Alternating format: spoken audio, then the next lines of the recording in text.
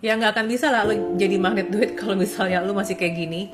Jadi pernah merasa nggak sih kalau kita itu lebih gampang support orang yang posisinya tuh masih di bawah kita, yang masih butuh arahan gitu kan.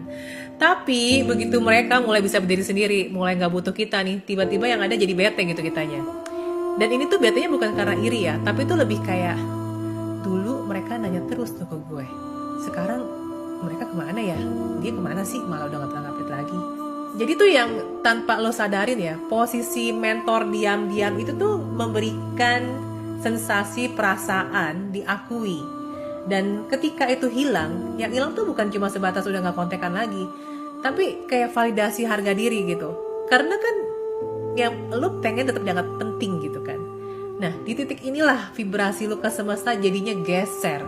Karena yang awalnya getaran vibrasi lu itu adalah ketulusan, akhirnya kini berubah jadi kebutuhan lo akan kontrol gitu kan. Dan law of attraction itu selalu merespon getaran hati. Jadi bukan cuma kata-kata ya. Makanya kalau ada energi yang gak bersih gitu ya, atau energi kayak merasa tersaingi bahkan, walaupun sehalus apapun itu, cuma sehalus selembar rambut lah, semesta itu bisa ngerem aliran rezeki yang tadinya udah lancar. Jadi solusinya gimana? Coba tanya ke diri sendiri. Sebenarnya gue itu support mereka karena memang gue peduli, atau karena gue tuh pengen diidolain, pengen dikagumin, pengen berasa dibutuhin.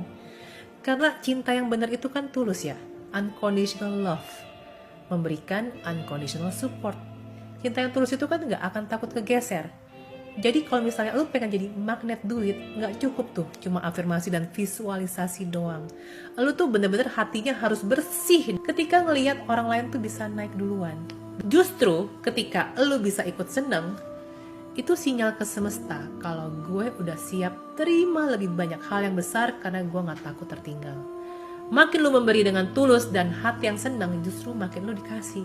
Karena dari situlah rezeki lu tuh malah makin deres. Karena getaran lu tuh jadi gak lagi rebutan, tapi tuh melimpah, abundance, dimana semesta itu paling gampang ngasih ke orang yang bersih hatinya waktu lihat orang lain menang.